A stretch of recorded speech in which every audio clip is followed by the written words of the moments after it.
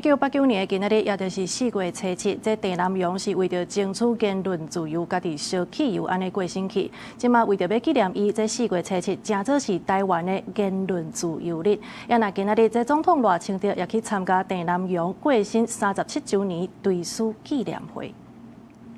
無共的世代的人，攏會當真清楚了解，